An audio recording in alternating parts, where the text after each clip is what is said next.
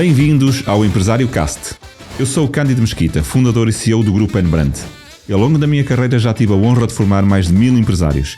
Este podcast é para quem deseja transformar a sua visão em realidade, aprendendo com histórias reais de empreendedores, estratégias de sucesso e a paixão por fazer acontecer. Se o seu sonho é empreender e alcançar o sucesso, está no lugar certo. Bem-vindos ao Empresário Cast. Hoje recebemos o Ricardo Peixe, especialista em comunicação de alto impacto. O Ricardo passou os últimos anos a treinar equipas comerciais que querem fechar mais vendas e líderes que precisam de inspirar pessoas e equipas em momentos críticos. Se queres transformar palavras em resultados, fica connosco, este episódio vai valer muito a pena. Ricardo, muito bem-vindo, meu amigo, ao Empresário Cast. Olá, Cândido, obrigado pelo convite, é um prazer estar aqui e falar contigo sobre estes temas, com alguém que tem pelo menos tanto ou mais experiência do que eu em inspirar líderes em situações críticas e a ajudar pessoas a fechar vendas, portanto acho que vai ser aqui uma conversa muito divertida. Vai, sem dúvida. A parte das vendas, confesso que realmente estou bastante à vontade, mas não é uma área que eu costumo entrar tanto, eu pessoalmente. Sim, a parte da liderança, essa está sempre presente no meu dia-a-dia, é verdade. Nem mais. Ricardo, vamos aqui, para quem não te conhece tão bem, ia-te pedir se tu davas em 2 ou 3 palavras fazias uma apresentação do tipo para te conhecerem um bocadinho melhor o teu trabalho. Olha, a pergunta do quem sou eu é uma pergunta que eu tenho sempre alguma dificuldade em responder, no sentido de, não é? Esta é a pergunta dos séculos, não é? Quem sou eu? O que é que eu faço aqui? Não é? Estas coisas. Eu às vezes tenho mais dificuldade em dizer quem sou do que aquilo que faço. Uma das coisas que eu faço é filhos, tenho 4 e portanto faço muito bem, pelo menos até ver. Já não faço mais, também já fechei esse capítulo, portanto fui até um sítio tratar disso e portanto acho que ficou todo resolvido. E esta coisa dos filhos é uma coisa que me traz muitas experiências, não é? Como quase que qualquer pessoa que tenha crianças percebe que eles ensinam-nos tanto ou mais do que aquilo que nós tentamos ensinar a eles, não é? E com a ligação com eles e aquilo que eles fazem, nós vamos aprendendo muito sobre comunicação, sobre vendas, não é? Que eles são exímios vendedores, até porque não têm nenhum pejo em utilizar manipulação emocional rasca, portanto eles qualquer ação está ao alcance deles, não há aqui limites. E além disso, aquilo que eu faço quando não estou a ser pai a tempo inteiro é trabalhar estas temáticas da comunicação dentro desta perspectiva do impacto. Ou seja, no fundo, comunicação todos nós estamos a ter, sempre, todos os dias, além da respiração é a coisa que nós mais fazemos, certo? Porque mesmo quando eu digo eu não quero comunicar com ninguém, isto está a comunicar. E portanto nós estamos sempre a comunicar, às vezes não estamos a comunicar com impacto, estamos só a falar. E todo o meu trabalho ao longo dos últimos quase 20 anos tem sido em perceber para mim, principalmente, não é? Numa perspectiva muito egoísta dos meus próprios resultados e também para as outras pessoas, como é que eu consigo ajudar cada um de nós a comunicar com mais impacto, com mais eficácia, ou seja, que as pessoas percebam mesmo aquilo que eu quero dizer. E portanto, em todas as vertentes que falaste ali, seja num comercial a tentar chegar a mais clientes, seja um empreendedor a tentar mostrar a sua ideia a investidores ou a clientes, seja um líder a procurar influenciar as suas equipas, o processo é sempre através de como é que eu consigo comunicar melhor com estas pessoas. Portanto, tem sido basicamente isso que eu tenho feito e que no fundo adoro fazer, porque eu adoro comunicar e adoro falar também. Espetacular.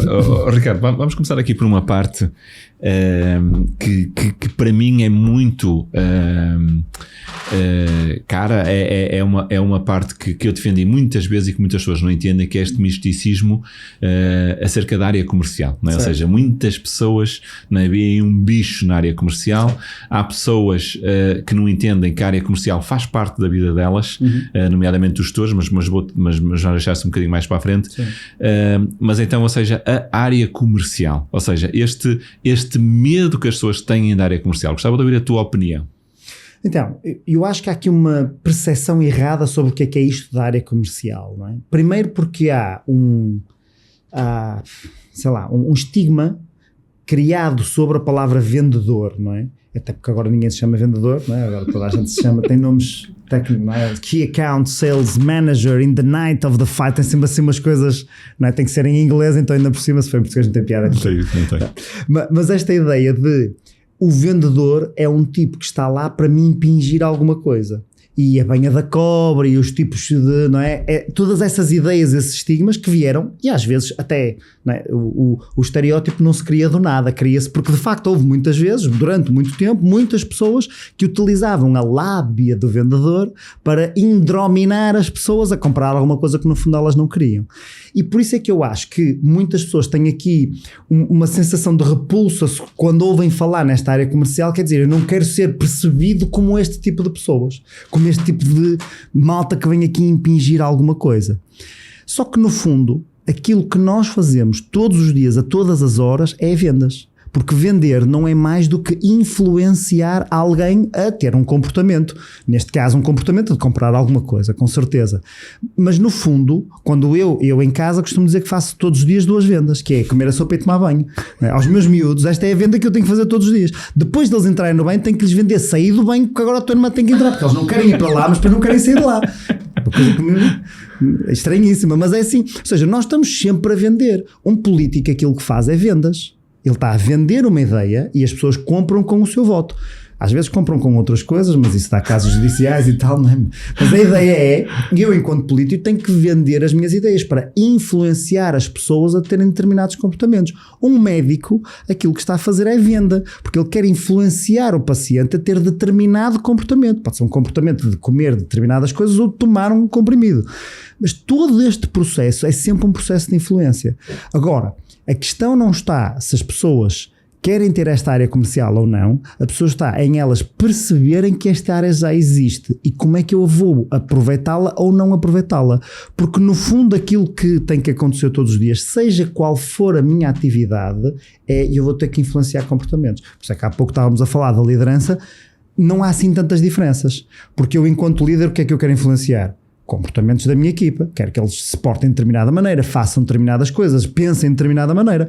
É uma venda, tem que lhes vender esta ideia, tem que lhes vender este conceito. Não há uma troca de dinheiro, mas há na mesma uma influência de comportamento. E portanto, quando as pessoas começam a pensar nisso, de repente dizem assim, aquilo que eu já faço é vendas. Podia aprender a fazer isto bem. Portanto, e este é muito do meu trabalho, é ajudar as pessoas a fazerem uma coisa que já fazem, só que a fazê-la melhor, com mais impacto, com mais efetividade.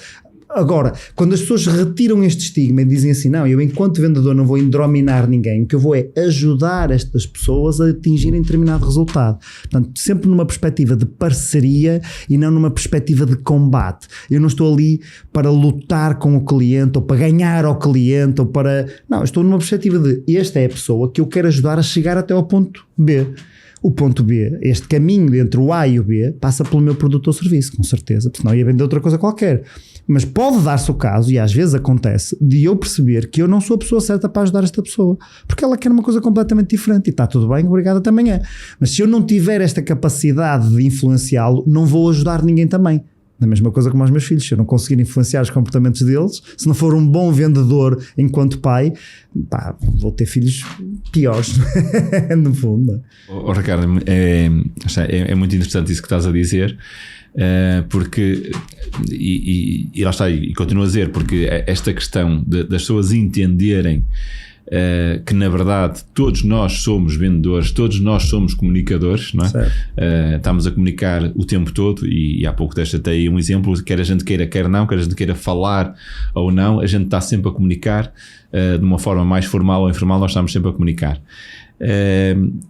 Para um empresário é crítico e provavelmente não existe nenhum excelente empresário, nenhum caso de sucesso como empresário que a pessoa não seja também um bom vendedor, mas muitas vezes a pessoa não tem essa consciência, não faz isso sem se aperceber que na verdade existe essa componente das vendas. Então, ou seja, ia-te só pedir a tua opinião de como é que então alguém que é empresário consegue ter a consciência que ela tem que ser um bom vendedor dentro daquilo que é a tua linguagem mais profissional, ou seja, ter comunicação de alto impacto, não é? Ou seja, ser um bom comunicador, certo. Mas usando esta expressão, vendedor, ou seja, para forçarmos aqui a nossa audiência a pensar, quem realmente ainda não pensou tão profundamente, a questionar-se o que é que há ainda a descobrir acerca deste assunto. Então, o que é que tu tens a dizer acerca disso? Ou seja, do empresário perceber que ele realmente tem que dominar estas matérias. Tu disseste uma coisa que eu não tenho a certeza que concordo a 100% por um motivo, que é, tu disseste que todos os empresários de sucesso são bons vendedores. A única hipótese disso não ser verdade é ele encontrar alguém que é muito bom vendedor e que trabalha em parceria com ele. Ou seja, no caso de ser, imagina, se for uma só pessoa, não tem hipótese, tem mesmo que ser um excelente vendedor. Porque o que é que ele vai ter que fazer? Ou seja, vamos pensar numa empresa do início, logo mesmo do início. A Gênesis é uma ideia, certo? Eu tenho uma ideia de alguma coisa que pode funcionar. Para eu perceber se essa ideia tem sucesso ou não, eu vou ter que fazer uma de duas coisas. Vou ter que fazer alguma coisa e, portanto, tecnicamente vou ser muito bom e depois vendo isso e vou ter que vender, não é? Vou ter que vender. Ou vou ter que arranjar pessoas que vendam isso e, no caso, vou ter que lhes vender a ideia de quererem vir trabalhar para mim. Ou então eu vou a investidores e digo, eu tenho uma ideia, nós vemos às vezes Shark Tanks desta vida, não é? Exato, estas coisas. exato. Nós vamos a um sítio, Angel Investor, seja aquilo que for, e vamos dizer assim, eu tenho aqui uma ideia que é espetacular e eu tecnicamente não a sei fazer, portanto preciso do vosso dinheiro para encontrar alguém técnico para fazer e eu depois vou vender. Ou então eu tecnicamente sei fazer e quero-vos vender a vocês a ideia de que isto é muito fixe. Nós vemos no Shark Tank, no Lago dos Tubarões, na versão portuguesa, inglesa, canadiana, americana, qualquer um que nós vejamos, nós vemos que as pessoas que estão lá têm que vender a ideia àquelas pessoas. Às vezes vemos pessoas que até tinham uma ideia, se calhar era boa, e não conseguiram transmiti-la, não conseguiram comunicá-la. Portanto, se eu não sou bom vendedor, no sentido de, se eu não consigo transmitir bem as minhas ideias às outras pessoas, se eu não consigo perceber como é que as hei de transmitir, então a minha ideia pode ser incrível, mas vai cair por terra, porque não tenho hipótese nenhuma de eu conseguir fazer. E se nós, sem querer alongar muito aqui na resposta, mas eu vou-te dar um exemplo clássico disto. Alonga, Ricardo, estás à vontade. Exatamente. Conhece o senhor Ingmar Semmelweis? Eu não. Não conheces? Isto é culpa do nosso sistema educativo. Não, o Semmelweis é um médico húngaro. Foi um médico húngaro que viveu ali nos anos 1800. E nessa época, a medicina naturalmente não estava tão avançada como agora, não é? Tipo, nós só temos duches quentes há 100 anos, portanto imagina, não é? Em 1800, não é? Como é que era a medicina. E ele era um médico que trabalhava no Hospital Geral de Viena, que eu não conheço a reputação dele, mas imagino que não devia haver muitos e portanto deve ser um bom. Na altura havia um problema muito grave a nível de saúde, havia muitos problemas muito graves a nível de saúde. Um deles era uma febre que aparecia, uma infecção que aparecia, que dava uma febre e que dava principalmente num grupo muito específico da população que era um grupo muito importante. E em 1840 este Semmelweis começa a estudar o caso lá no Hospital Geral de Viena, a perceber se conseguimos encontrar aqui alguma coisa. Portanto, na altura os médicos eram os próprios cientistas, investigadores, não é? E então ele começa a eliminar diferentes problemas para ver só, será que é isto, será que é aquilo, será que é aquilo, será que é aquilo. Passado um tempo tem de facto uma resposta que implementa no hospital e a taxa de mortalidade dessa febre baixa drasticamente, porque essa infecção deixa de acontecer. E ele diz, ok, isto é espetacular. 2 anos após, ele está no Congresso Médico de Viena, na Áustria, não Viena do Castelo, não confundir, Viena, na Áustria, e apresenta as suas conclusões perante aquela plateia de médicos, à espera de uma reação que era um aplauso apoteótico e vamos implementar isto em todo o lado. Ele foi aquilo que se chama em americano laughed out of the stage, ou seja, os outros médicos riram-se e ridicularizaram a ideia dele. Ora, vamos lá ver. A ideia tinha provas dadas. Ele era um médico reputado.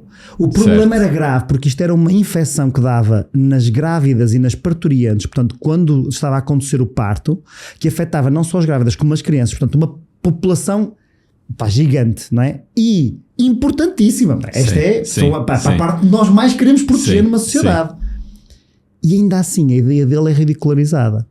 E dizes-me assim, se calhar era porque a ideia dele era muito complexa para ser implementada nos outros sítios. Não, a ideia que ele teve foi lavar as mãos. O Semmelweis foi o primeiro médico a aplicar a metodologia que era lavar as mãos. Porquê? Ele percebeu que no Hospital de Viena, os mesmos médicos que davam aulas a conduzir autópsias com os alunos, depois iam fazer partos. e que esse processo havia contaminação de uns sítios para os outros, porque eles não lavavam as mãos, limpavam, não é? Limpavam, pronto, e agora vamos para ali. E ele começou a instituir o lavar as mãos com uma solução simples de sabão desinfetante e aquilo baixou drasticamente.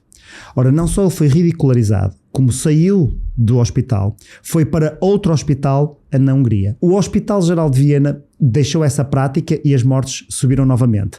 No outro hospital na Hungria ele voltou a implementar isto, voltaram as mortes a descer. E ele publicou estudos, publicou livros e foi sempre ridicularizado pela comunidade médica toda. Ele morreu em 1870 e a prática ainda não tinha sido implementada. É um cirurgião escocês que pega nessa prática, volta a implementar, volta a ter resultados, volta a ser criticado e ridicularizado até que a prática se começa a implementar. Sabes quando é a primeira vez que lavar as mãos passa a ser parte do protocolo oficial de um hospital nos Estados Unidos? Aparece lá no manual. Não faço ideia. 1980. Meu Deus. Em 1980 passou a ser oficialmente escrito a dizer a malta tem que lavar as mãos. Estamos a falar de uma prática super simples de alguém que é reputado, que tem o conhecimento, consciência técnica, até tem os resultados. Mas se não souber comunicar, se não souber vender essa ideia, olha o prejuízo que o mundo teve durante décadas por aquela pessoa naquele momento não ter conseguido ser melhor vendedor. E muitos empresários têm exatamente o mesmo problema. Têm uma ideia incrível, têm um produto incrível, têm um serviço incrível e aquilo morre porque eles não foram bons vendedores. Sim, essa componente da comunicação é crítica e eu conheço-a pessoalmente, ou seja, já passei por situações onde pessoas de melhor performance técnica em relação a pessoas de baixa performance técnica, muitas vezes as de baixa performance técnica eram as que tinham maior desempenho, ou seja, que eram mais promovidas. E então, ou seja, quando nós analisamos e quando nós descodificamos isso, aquilo que nós percebemos é que essas pessoas às vezes mais técnicas e com mais capacidade descuram outras componentes, nomeadamente a da comunicação, lá está, porque se aplicaram mais em componentes mais técnicas e que geram valor e descuram outras, então não têm a componente da comunicação trabalhada, não têm a paciência, o entendimento e prejudicam os resultados que elas têm porque naturalmente não conseguem fazer passar as ideias, enquanto que outras conseguem fazer passar as ideias, às vezes até menos boas, mas como as fazem passar, então são mais promovidas, não é? Seja em que sentido for, mas seja no sentido de dentro de uma empresa ou na performance comercial externa, mas então, ou seja, há uma promoção maior porque precisamente a parte da comunicação funciona melhor. Cândido, porque as pessoas não conseguem ver o teu interior, não é? Quer dizer, então, uma coisa é eu ter um teste, não é? Se eu fizer um teste, a minha componente técnica, se o teste avaliar a componente técnica, eu vou ter 20 ou 19 ou 13, ou seja, aquilo que for. Sim. Mas a vida não é um teste. Isso é na escola, em que nós fazemos só os testes. Não é? Mesmo na escola já se avaliam outras coisas que não são os testes. Mas na vida, a vida não é um teste. Portanto, eu, quando estou a falar contigo, eu não sei a tua componente técnica. Eu não sei quão bom é que tu és a fazer alguma coisa, porque eu não consigo ler isso em ti. Agora, o que eu consigo ver é como é que tu comunicas comigo, como é que tu falas, como é que tu te apresentas, como é que tu te moves, como é que tu explicaste a tua ideia. E eu tenho aqui e tenho ali o Noé, e os dois estão a dizer a mesma ideia, mas eu percebi melhor a tua. Qual é a melhor ideia? É a tua, porque eu a percebi melhor. A dele até pode ser ótima, mas ele não conseguiu expressar-se. Sim. Eu não consegui perceber que era ótima. E muitas vezes acontece. Aliás, o caso, o mundo empresarial está cheio de casos de produtos que eram melhores e que perderam para o outro, não é? O beta e o VHS. Para os nossos espectadores que não nasceram dentro dessa idade, havia uma coisa, umas cassetes grandes. Não, o beta, toda a gente me diz, toda a gente com quem eu falo, eu só sou do tempo do VHS, já não sou do tempo do beta, mas toda a gente me diz que o beta era um sistema de gravação muito superior ao VHS. E que não vingou. Porquê? Sim. Ele era muito superior, só que os outros tinham melhor marketing. Quantos produtos que têm melhor marketing que abafam outros produtos que de qualidade melhor e características melhores e componentes melhores e tudo melhor, só que não souberam comunicar-se com o mercado e portanto chapéu. Sim. Ricardo, é muito interessante isso. eu vou-te lançar um desafio que é se consegues dar alguma fórmula básica, não é? De como é que então um empresário ou uma pessoa comum pode comunicar melhor. Há assim alguma forma básica que tu consigas rapidamente explicar à nossa audiência? Eu costumo dizer que a magia não existe, mas há fórmulas que fazem resultados mágicos, certo? Não há propriamente, ou seja, a comunicação é um composto de muitas coisas, sendo que há algumas coisas que nós temos de ter atenção. Primeiro é eu sair de dentro de mim e passar para a cabeça do outro, ou seja, a maior parte dos comunicadores falham porque estão muito focados no seu discurso e não nas pessoas a quem estão a dar o discurso. Nós às vezes vemos isso, não é? De malta que está atrás do palanque a olhar para o papel enquanto diz o discurso e não está a ver ninguém à sua frente. Ora, se eu não estiver atento às outras pessoas, não consigo perceber se elas estão a perceber aquilo que eu estou a dizer ou não. Portanto, a primeira coisa é eu deixar de pensar tanto em mim e passar a pensar na pessoa que vai receber esta mensagem.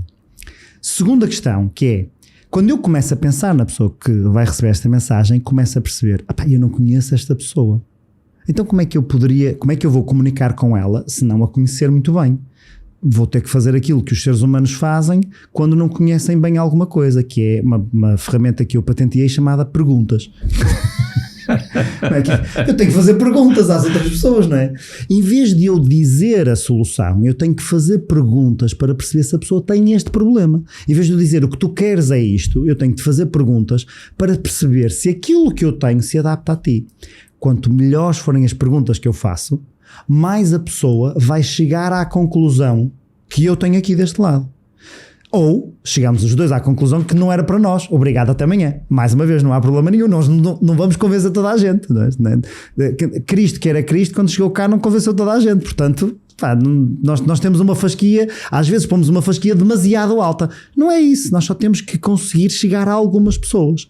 Ora, se eu pensar no outro, se eu lhe fizer perguntas e depois modelar o meu discurso àquilo que ele quer ouvir, e quando eu estou a dizer modelar não é dizer mentiras ou dizer só o que ele quer ouvir, é dizer as coisas de forma a que ele perceba.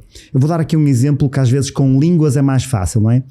Se eu tiver à minha frente um inglês, um francês, um belga e um chinês, se eu disser a mesma coisa em inglês a todos eles, eu tenho uma hipótese de eles perceberem.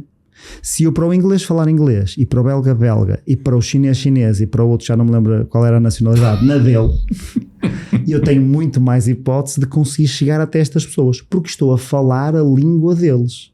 Eu não estou a dizer coisas diferentes, estou a dizer de forma diferente, utilizando expressões diferentes. A mesma, todos nós sabemos isso quando é para estrangeiros, certo? Aliás, nós Portugal somos fabulosos a receber exatamente por isso, não é? Porque os empregados da Ribeira do Porto falam 17 línguas, não é? Portanto, eles são ótimos a conseguir ligar-se com a pessoa. Quando nós temos uma plateia de portugueses, imaginemos que todos percebem aquilo que eu estou a dizer. Não é assim. Ou seja, é esta ideia de eu dizer a mesma coisa, mas para ti vai ser de uma forma e para aquele vai ser de uma forma. É azul na mesma, mas para ti eu digo de uma maneira, para o outro digo de outra. Quanto mais eu conseguir fazer isto, maior a minha probabilidade de chegar até às pessoas. Aliás, eram o que os ótimos professores faziam connosco, certo? Aqueles professores que conseguiam mesmo captar a nossa atenção e que mantinham a turma ali ligada, não eram aqueles que diziam a mesma coisa para toda a gente, eram aqueles que se adaptavam, que se ligavam, que procuravam compreender-nos, que faziam ali algumas coisas diferentes. É exatamente a mesma coisa quando somos adultos e quando temos outras pessoas. Adorei esse exemplo dos professores, Ricardo. Porque provavelmente é crucial. Eu próprio já bebi desse problema de eu comunicar para as outras pessoas como eu gostava que comunicassem comigo, ou seja, certo. Eu comunicava para as outras pessoas com a minha linguagem interna, não é? Sem perceber as pessoas à frente. E esse exemplo dos professores eu acho absolutamente brilhante, porque acredito que toda a gente já passou por isso, não é? De ter um professor, lá está, que tecnicamente ele é bom, que ele domina o assunto, mas que a pedagogia falha a todo o nível, porque realmente, ou seja, a mensagem não entra em quem está sentado na cadeira de aluno, portanto, ou seja, não consegue captar, enquanto que há outros professores que realmente a maior parte dos alunos conseguiam captar. Portanto, por isso eu acho mesmo brilhante esse exemplo de se entender que a comunicação tem muito a ver, e aqui já estou a entrar nos teus campos, tem muito a ver claro. com esta adaptação de quem nós temos à frente, porque naturalmente as interpretações, todos nós somos pessoas diferentes, todos nós temos formas de comunicar diferentes, de sentir diferentes. Então, ou seja, se eu não tiver o cuidado de adaptar a minha comunicação para quem está à minha frente, se não tiver o cuidado de fazer perguntas para ter confirmações de que a pessoa está a entender o que eu estou a dizer, eu corro o risco de ter um grande esforço de comunicação e ela não funcionar para nada. E mais, há muitas pessoas que dizem assim, Ricardo, mas eu sou um e eles são 30. E eu já ouvi isto diretamente de professores, porque eu tenho um livro que na altura escrevi para professores, especificamente, e trabalhei com vários. E eu ouvi alguns professores a dizer assim, Ricardo, mas eu sou um e eles são 30. Não é mais fácil os 30 adaptarem-se a mim do que eu adaptar-me aos 30? À qual eu respondia, claro que é mais fácil, só não é assim que o mundo funciona. Não é? Como é óbvio, não é? Então, eu sou um líder e tenho 100 pessoas na empresa, não é mais fácil os 100 adaptarem-se a mim? Claro, não é assim é que isto funciona. E nós percebemos que não. Eu sou um vendedor, tenho muitos clientes, não é mais fácil os clientes adaptarem-se a mim? Espera aí, agora já começa. Pois, não é? Claro que não. O mais fácil seria isso, mas não é assim que o mundo funciona, não é assim que eu chego até às pessoas, muito menos. Quando muito se eu tiver algo no mercado que tu queiras muito, eu até me posso dar ao luxo de dizer, eu faço como eu quiser, às horas que eu quiser e tu tens de te adaptar a mim. Porque eu tenho água e estamos no deserto e portanto tu adaptas-te. No mundo em que nós vivemos hoje, onde a concorrência não é local, é global, onde nós podemos comprar coisas da internet de qualquer parte do mundo e enviar para qualquer parte do mundo, se eu quiser comunicar da mesma maneira para toda a gente, vou ter um problema, que é, vou chegar a ninguém. E eu sei que há muitas pessoas que estão a ver isto, para já assumindo que há muitas pessoas que vão ver isto, mas claro que vão. Portanto, há muitas que vão ver isto e muitas delas estão a pensar no seguinte, está bem, mas a campanha publicitária, sei lá, da Apple é a mesma para toda a gente. Primeiro, não é a mesma para toda a gente, porque eles fazem vários anúncios diferentes, não é o mesmo anúncio, e depois eles definiram foi o seu target e disseram, eu quero falar para este tipo de pessoas. Não é para toda a gente. Há pessoas que olham para a Apple e dizem assim, posso pagar muito mais por ter isto ou aquilo. Não, nem pensar nisso, porque eles definiram qual é o seu target. Obviamente eu enquanto vendedor, eu enquanto promotor, eu enquanto líder tenho que definir qual é o meu target, que tipo de pessoas é que eu quero aqui a trabalhar, porque sim, se eu tiver que adaptar a 8 mil milhões de pessoas, nunca mais saio do sítio, não tenho hipótese. Portanto, eu não vou adaptar a 8 mil milhões, mas nós não somos 8 mil milhões de maneiras de falar. Nós, quando começamos a perceber isto, percebemos que de facto existem algumas pessoas que, se eu comunicar desta forma, vou conseguir chegar mais até elas e vou selecionando essas pessoas e vou-me adaptando depois pequeninas coisas a cada uma delas, que não tem que ser uma adaptação completa, não é? Sim. Ricardo, vamos aqui se calhar trazer nesta parte algumas coisas específicas. Sim. Para tentarmos que aqui que a nossa audiência consiga aprofundar um bocadinho mais o que nós estamos aqui a falar. Então vamos falar aqui de um cenário de um líder que entra numa sala tensa. Então ele tem a equipa dele e ele entra na sala de reuniões e a equipa está tensa. O que é que, ou seja, que gestos, que frases, que estratégias, que técnicas, que táticas é que este líder podia usar para baixar as defesas da equipa e depois sim conseguir entrar em diálogo, porque nós sabemos naturalmente, ou seja, se a equipa está tensa, se a equipa está fechada, portanto, e se o líder não tem capacidades de comunicação de alto impacto, se ele simplesmente começar a falar, a probabilidade da mensagem chegar lá é muito baixa. Certo. Que conselhos darias tu? Então, o primeiro conselho é não entres na sala ainda. Eu vou-te dar já um conselho que é não entrar na sala, que é antes de entrar na sala temos que fazer o trabalho de casa, que é temos que perceber quem são estas pessoas, não é? Ou seja, quem é que eu tenho ali dentro da sala? São pessoas que eu não conheço de todo? Ou seja, a sala está tensa porque eu sou um líder novo e eles não me conhecem? Ou eu conheço estas pessoas e há alguma situação que tornou isto tenso? Portanto, o que é que se está ali a passar? Quem são aquelas pessoas? O que é que eu conheço sobre elas? Que resultados é que eles tiveram no passado? Que resultados é que eles me viram a ter no passado? Qual é a imagem que eles têm de mim? Que imagem é que eu tenho deles? E a situação está tensa. Porquê? O que é que está a tornar esta situação tensa? Não é? Qual é o elefante que vai lá estar na sala quando eu entrar? Se eu começar a pensar nisto antes, eu começo depois a ter, primeiro penso nisto e depois digo assim, qual é o resultado que eu quero obter desta conversa? E este é um ponto que é fundamental em qualquer tipo de comunicação, para um vendedor, para um líder, para um pai, para um professor, para qualquer coisa, é qual é o meu objetivo agora. O meu objetivo não é 5 anos, é agora, por exemplo, agora que estamos a ter este podcast, qual é o objetivo? Qual é o ponto B a que queremos chegar no final disto? Porque repara, se o líder quiser como ponto B que todas as pessoas saiam dali maravilhosamente satisfeitas com a empresa, completamente motivadas, este ponto B é diferente e o que eu quero no final desta reunião é que esta situação tensa esteja desarmada. São coisas diferentes, que implicam ações diferentes, que implicam às vezes tempo diferente, não é? Às vezes o vendedor vai falar com o cliente e diz assim, o que eu quero é conseguir a venda, mas aquilo é um processo comercial que demora 6 meses, não é nesta chamada que eu vou conseguir a venda. Se calhar o objetivo desta chamada é só passar para a próxima fase, e se eu perceber isso, se calhar aquilo que eu faço é diferente do que se eu quiser conseguir já a venda num processo que é muito longo. Portanto, a primeira coisa a ver é quem são estas pessoas, porque é que a situação está tensa, e eu enquanto líder, como é que me consigo preparar para esta situação? O que é que eu sei fazer bem, o que é que eu não sei fazer bem? Qual é o ponto B que eu quero para isto? Qual é mesmo o objetivo que eu quero no final desta reunião? E com isto preparado, então vamos montar aqui um plano de ação. Agora, vou assumir aqui alguns objetivos. Vamos assumir que o objetivo é que esta situação fique desarmada, ou seja, que eles deixem de estar tensos, porque naturalmente, como estavas a dizer, percebemos que enquanto a situação estiver tensa, é difícil chegar a eles. A comunicação não passa, sim. Nós podemos fazer isto de várias formas. A minha forma preferida é imediatamente ou o mais rápido possível abordar o elefante na sala. Ou seja, se há ali alguma coisa a causar tensão na situação, vamos abordar essa situação. E portanto, chegamos lá e dizemos assim, ok, estamos tensos por causa disto, vamos falar sobre isto. O que é que tu achas, o que é que não achas? E pôr as pessoas a falar em vez de sermos nós a falar. Se calhar, obviamente, nós temos que falar aqui um bocadinho no início da situação, porque eles vão estar presos e vão dizer, não sei, diz-me tu o que é que eu hei de fazer, etc, não é? Portanto, a ideia aqui com as perguntas é sempre trazer as pessoas para o lado da solução. Não é dizer, nós podemos manter esta situação tensa, ou então, eu quero resolver isto e gostava de saber como é que nós em conjunto podemos resolver isto. Muitas vezes os líderes focam-se, na minha opinião, em demasia, em dar soluções, em apresentar respostas, até porque sentem às vezes que a sua autoridade vem precisamente deles terem as respostas. E portanto, grande erro. Não é?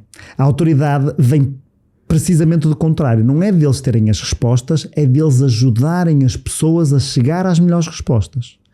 Em qualquer situação, e eu enquanto líder não tenho toda a informação, é muito difícil eu ter toda a informação.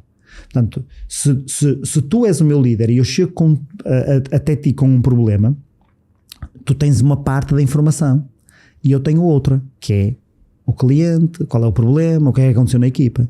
Se tu não me perguntares, não me ajudares e não me trouxeres para a solução, não me disseres, olha, o que é que tu achas que nós podíamos fazer? E o que é que nós podíamos trabalhar? Torna-se tudo muito mais difícil, porque tu vais-me dar uma resposta, olha, faz isto. E eu vou dizer, está bem, eu até vou fazer isso, mas acho que isso não funciona. E como não vou convencido que isso funciona, a probabilidade de funcionar é logo muito mais baixa. Sem dúvida. E portanto, começamos a ter todo este problema à frente, que é, agora não funcionou, e eu chego até ti e digo assim, olha, Cândido, aquela cena que tu disseste nem sequer funcionou, e portanto tu agora tens que encontrar outra resposta. Não, vamos fazer ao contrário, que é, há aqui uma situação tensa, ok, vamos falar sobre isso, e vamos em conjunto ver quais são as soluções. Provavelmente vai haver muitas soluções propostas pela equipa que não dão para fazermos. Eles vão dizer, olha, o que era preciso era despedir este gajo, aumentar não sei o quê, pagar mais, pagar menos. Ok, vamos falar sobre isso, vamos trazer essas soluções e dizer assim, ok, olha, essas são possíveis disto. E como é que nós faríamos essas? Não é?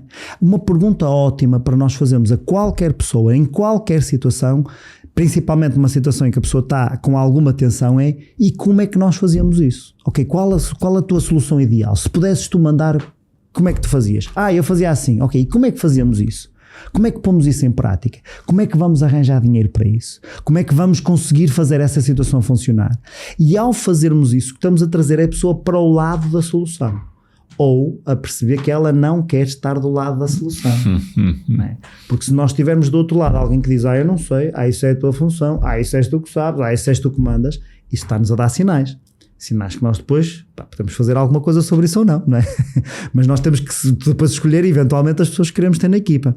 Mas quanto mais nós fazemos este processo e as pessoas percebem que estamos de genuíno interesse a fazer este processo, que esta é a parte fundamental. Eu tenho que ter genuíno interesse em fazer as coisas, tenho que ter genuíno interesse em conhecer a pessoa, tenho que ter genuíno interesse em saber qual é a solução, não estar só a dizer o que é que tu achas para depois o mandar calar. Não, querer mesmo fazer com que aquilo funcione.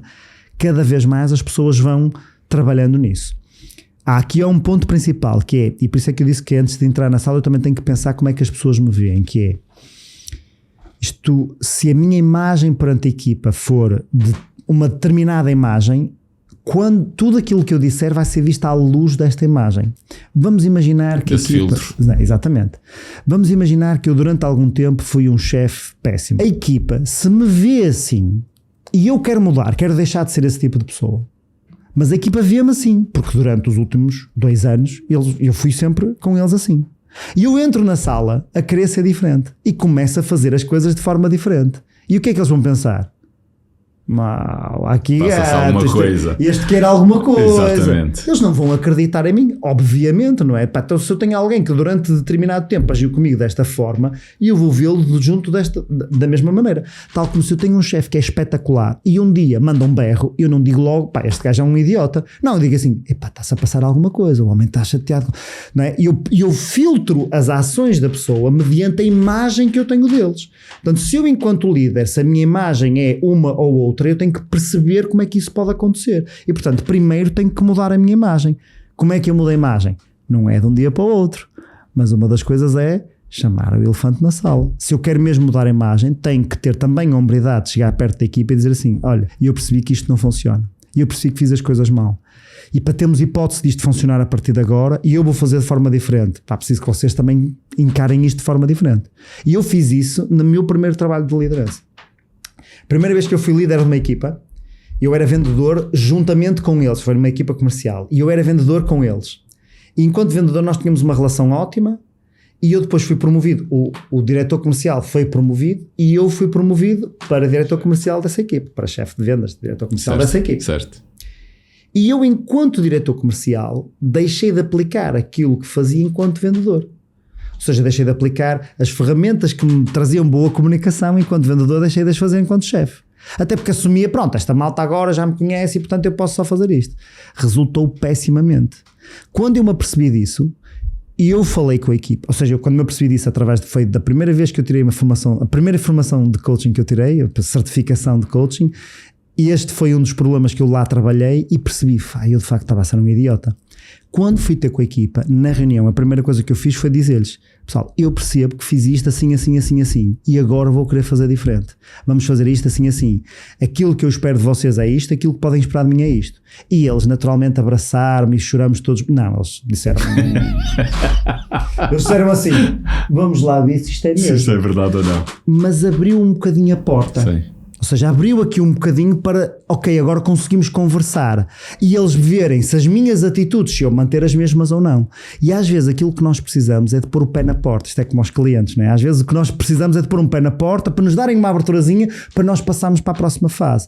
Por isso é que eu digo, depende muito qual é o objetivo da reunião, não é? Que é as palavras ou os gestos ou aquilo que dizer, depende muito da imagem que eles têm de mim, daquilo que é o objetivo, de quem são aquelas pessoas. Agora, para mim, tratarmos do elefante na sala o mais rápido possível é chave para as coisas começarem a desaparecer. Senão vamos estar sempre a falar daquilo e a malta a dizer sim, mas enquanto não tratarmos disto, não temos hipótese. Não? Ricardo, muito, muito boa a tua resposta. Acho que foi muito clara para as pessoas perceberem. Agora aqui, e estamos a aproximar um pouco da reta final, mas eu gostava de esclarecer algumas coisas que eu vejo como relevantes. Ou seja, acho que neste momento já está muito claro a questão de que a comunicação tem uma importância brutal nos resultados que nós vamos ter. Naturalmente numa área comercial que é óbvio o perceber se isso é direto, o entendimento é direto, mas estamos aqui a falar muito na parte da liderança, em que para muitas pessoas já não é tão óbvio, mas neste momento eu acho que com os exemplos que estás a dar que se está a tornar óbvio. Agora, realmente estamos também a ver que a comunicação é muito mais ampla do que aquilo que, se calhar, quem não está por dentro do assunto, quem não estudou o assunto, quem não tem formação do assunto, o consegue compreender. E dentro disso, ou seja, o que tu tiveste a falar parece quase uma estratégia, parece quase uma tática, porque então, ou seja, tu tiveste a descrever que vamos a entender, ou seja, um dos pontos é qual é que é o objetivo desta reunião, naturalmente, ou seja, o que é que se pretende com esta reunião. Depois o outro ponto é entender qual é que é o cenário que nós estamos presentes, o meu cenário, o cenário do líder e o cenário da equipa, o coletivo e o individual, e depois então a forma da abordagem. Então isto de certa forma parece quase estratégia, mas a verdade é que isto tudo está dentro da comunicação. Então eu queria só passar aqui para uma parte que é, ou seja, trazer esta ligação, mas também a outra ligação que muitas vezes também não é óbvio na comunicação, que é a comunicação não verbal. Ou seja, as pessoas esquecem-se que quando nós estamos a falar não é só o que nós estamos a pronunciar nas palavras, há muito mais do que isto, e muitos líderes muitas vezes não têm resultados porque não alinham o resto dos elementos, porque até alinham, lá está, um determinado tipo de conteúdo, mas depois há muitas outras partes que falham. O que é que tens a dizer sobre isso, Ricardo? E esse é um dos motivos pelo qual há pouco eu falei no genuíno interesse nas coisas, porque quando nós começamos a ter genuíno interesse em conhecer a outra pessoa, a nossa linguagem corporal automaticamente se ajusta a este genuíno interesse, não é? Muitas vezes as pessoas estão caladas, não é ouvir, estão caladas à espera que a outra pessoa pare de falar, para falarem elas. Portanto, não estou propriamente a ouvir, eu estou só parado à espera que a outra pessoa acabe de falar. Quando eu estou com genuíno interesse em ouvir, quase que o meu corpo sabe como é que isso se faz, não é? Quando eu estou confiante, o meu corpo sabe como é que se faz confiança, certo? Agora, uma das disciplinas sobre comunicação que eu gosto mais é a programação neurolinguística, a PNL. Sim. E há aqui uma ideia que é às vezes mal entendida, que é o fake it until you make it.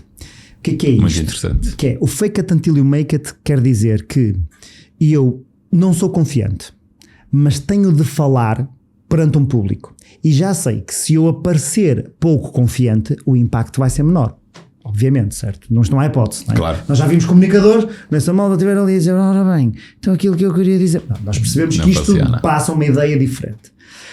O fake it until you make it não é eu imitar que tenho resultados. É, eu tenho que perceber, se eu fosse confiante, como é que eu fazia. Ou seja, eu também sei fazer confiança, não é?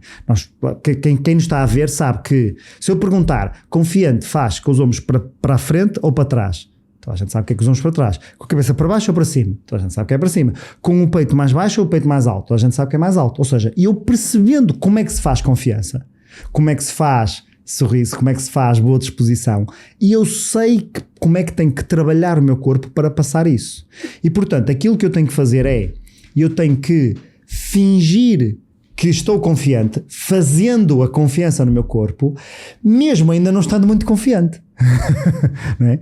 E por isso aqueles que são melhores a fazer isso, tu às vezes dizes, as pessoas dizem assim, tu estás mesmo à vontade no palco, tu falas muito também com muitos palcos, às vezes dizem, estás mesmo à vontade no palco. Nós às vezes sabemos que não é à vontade no palco, é eu estou a fazer de conta que estou à vontade e passado um bocado isso fica a ser real, não é? O fake it until you make it é, e eu faço de conta que estou confiante e que tenho uma postura confiante, enquanto na minha cabeça e eu vou ganhando essa confiança. E nós às vezes essa confiança ganha-se ao fim de uns minutos, outras vezes ganha-se ao fim de vários dias a fazer as mesmas coisas.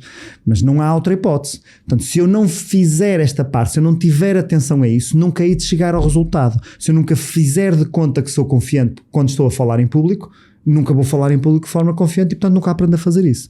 Portanto, é um bocadinho esta ideia. A linguagem corporal, aquilo que eu tenho que pensar é qual é a linguagem corporal mais adequada a esta mensagem que eu estou a passar?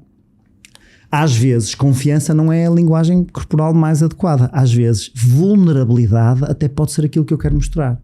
Se calhar eu não quero aparecer como um tipo super confiante, se calhar eu quero aparecer como um tipo que diz assim, olha, eu neste momento preciso da vossa ajuda, porque eu também não sei como é que é de fazer. Eu tenho que pensar, qual é a emoção que transmite aquilo que eu quero transmitir? E depois Como é que eu faço essa emoção? Quanto mais isto for, quanto mais genuinamente estiver a sentir isso, mais fácil é. Mas mesmo que não esteja a sentir, eu sei como é que isso se faz. Todos nós sabemos como é que se faz. Se alguém estiver perante nós assim nesta postura e disser assim, olha, estou super confiante hoje. Não estás confiante, posso estar maluco, mas confiante não estás de certeza. Ou seja, a ideia é, eu sei como é que se faz a linguagem corporal. Tenho, mais uma vez, antes de entrar na sala, e por isso é que o antes de entrar na sala é tão importante, que imagem é que eu quero passar? Como é que eu quero transmitir isto? Qual a emoção mais adequada a transmitir isto? Às vezes é confiança, outras vezes é vulnerabilidade, outras vezes é simplesmente recato. Eu quero transmitir, não é confiança, quero transmitir interesse. Como é que eu faço interesse? Se calhar eu não faço interesse assim, não é? Eu sei que isto não é interesse. Nós percebemos isto, não é? Quem tem uma relação sabe que muitas vezes ficou a dormir no sofá não por aquilo que disse, mas pela forma como disse, não é? E esta ideia é, eu sei como é que se fazem as coisas e sei o que é que a outra pessoa reconhece do outro lado, porque nós intuitivamente reconhecemos isso. Quando alguém está a ser sincero ou não, quase que conseguimos, temos aquele feeling, não é? De há aqui qualquer coisa que não bate certo, não é? E este feeling também funciona a nosso benefício, que é, eu posso pensar como é que isto se faz e começar a fazer para transmitir isso às outras pessoas. Daí que a preparação na comunicação seja tão importante. Agora, o que as pessoas pensam na preparação é escrever o discurso. E as palavras são importantes, o discurso é importante, mas é muito pouco comparado com todas as outras coisas que eu tenho que preparar para entregar. Porque se todas as outras estiverem bem, se eu falhar aquela palavra não é muito importante. Mas se eu acertar as palavras todas e o resto não estiver bem... Não vai funcionar. Não vai funcionar. Ricardo, muito obrigado. Deixa-me só aqui pegar um bocadinho nesse, no fake it until you make it. Quando começaste a falar, fiquei logo entusiasmado. Porque realmente, lá está, mas eu vou dar um exemplo mais simples, que é, todos nós fazemos o fake it until you make it, não é? Quando nós começamos a comer de talheres, não é? Nós na verdade estávamos a fazer de conta que a gente sabia comer de talheres, porque a gente ainda não sabia comer de talheres, não é? Até que há um dia que a gente sabe comer de talheres. Certo. Portanto, e realmente nestas capacidades todas, para mim é muito importante referir isto, que é todas as capacidades são treinadas e desenvolvidas. Portanto, nós temos de dominar qualquer capacidade que a gente queira, mas lá está, primeiro a gente não as sabe fazer, então a gente pode dizer isto, estamos a fazer de conta que a gente as sabe, mas estamos na verdade a aprender, estamos a treiná-las até que elas são inatas. Ricardo, ia-te só pedir para a nossa audiência, quem quiser saber mais acerca de ti, quem quiser conhecer mais os teus conteúdos, onde é que te pode ver, seguir? Olha, em qualquer rede social o tag é Ricardo Peixe Coach, portanto quer nos Instagrams, TikToks, LinkedIns, etc, é Ricardo Peixe Coach, e também no YouTube tem lá vários conteúdos, também no canal Ricardo Peixe Coach, onde podem ver diferentes conteúdos, e portanto qualquer um deles, se quiserem saber um bocadinho mais sobre alguma coisa, é só mandar uma mensagem por esses conteúdos e podem ver, ou então no site da Inside Out, insideout.pt, também conseguem ter lá a informação. Ricardo, foi um prazer ter-te aqui, foi uma conversa muito boa, seguramente os nossos ouvintes ficaram a perceber muito mais sobre comunicação de alto impacto e como ela faz sentido não só para os comerciais, mas também para os gestores e para os líderes. Muito obrigado. Obrigado, Canto, foi ótimo. Muito obrigado. Então, se gostou do nosso conteúdo, por favor, dê-nos 5 estrelas na plataforma da Apple ou da Spotify. Terça-feira sim, terça-feira não, voltamos com um novo convidado acerca de temas de empreendedorismo, gestão, liderança, sempre numa ótica prática que podem usar imediatamente e ter resultados com aquilo que nós estamos aqui a discutir. E caso tenha outras pessoas, familiares, amigos que também se interessam pela área do empreendedorismo e pela área da gestão, então por favor partilhem estes conteúdos com eles, que será de grande valor para todos. Um grande abraço, bem-ajam e até à próxima.